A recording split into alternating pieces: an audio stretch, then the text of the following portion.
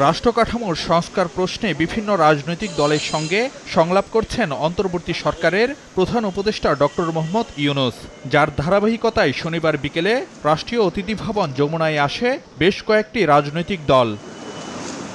বিকেল ৩টায় যমুনায় প্রধান উপদেষ্টার সঙ্গে বৈঠকে বসেন হেফাজতে ইসলামের সঙ্গে সম্পৃক্ত ৬টি রাজনৈতিক দলের প্রতিনিধি।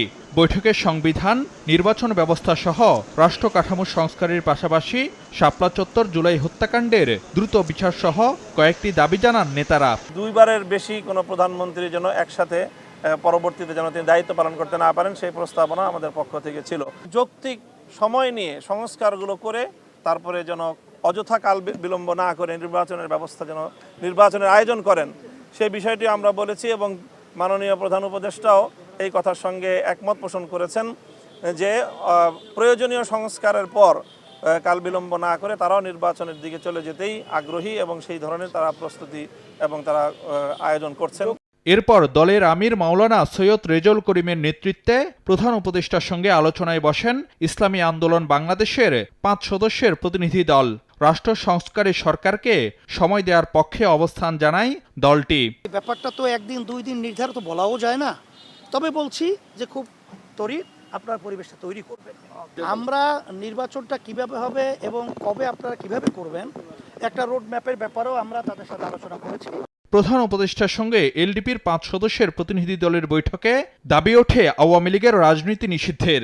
একই সঙ্গে সংস্কার কাজে বেশি সময় না নেওয়ার পরামর্শ দেওয়া হয়। ওনারা যদি বেশি সময় নেয় তাদের পক্ষে সরকার পরিচালনা করা সম্ভব হবে না। সবকিছুর ব্যাপারে একটা রূপরেখা প্রদানের জন্য একটা রূপরেখা প্রদান করার জন্য আমরা বলেছি এবং আমরা বলেছি যে একটা নির্দিষ্ট সময় আপনারা যদি অ্যানাউন্স করে দেন ৯ মাস পরে নির্বাচন হবে তাহলে রাজনৈতিক দলগুলি তাদের কর্মকাণ্ড নিয়ে ব্যস্ত হয়ে যাবে।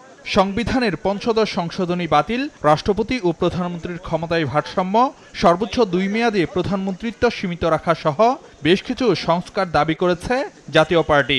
আর এই ক্ষেত্রে অন্তর্বর্তী সরকারকে প্রয়োজনীয় সময় দিতেও রাজি দলটি। সংস্কারগুলি করে তারপর নির্বাচনের বিষয়ে সরকার বা এই সরকারটা চিন্তা করতে পারেন এবং সংস্কারগুলি করতে গিয়ে যতটুকু সময় লাগে সেই বিষয়ে জাতীয় পার্টির পক্ষ থেকে সমর্থন থাকবে। প্রধান উপদেষ্টার সঙ্গে বৈঠকে ২০ দফা প্রস্তাব তুলে ধরে গণফোরাম। এ সময় দলটির নেতা ডক্টর কামাল হোসেনের কাছে সংবিধান সংশোধনে প্রস্তাবনা চান প্রধান উপদেষ্টা। আমরা সংশোধন করার জন্য বলছি এবং এটা আমরা বিভিন্ন করব। সুন্দর আলোচনা হয়েছে এবং আমরা লিখিত প্রস্তাবগুলো দিয়েছি ওনার কাছে, এটা উনি গ্রহণ করেছেন। এছাড়াও প্রধান উপদেষ্টার সঙ্গে বাংলাদেশ জাসদ, ১২ দলীয় জোট, জাতীয়তাবাদী সমমনা জোট নেতারা বৈঠক করেন। দুর্নীতিবাজরা যাতে নির্বাচন করতে না পারেন তা নিশ্চিত সহ বিভিন্ন দাবি জানানো হয় বৈঠকে। ফারুক ভিয়া, রবিন, সময় সংবাদ, ঢাকা।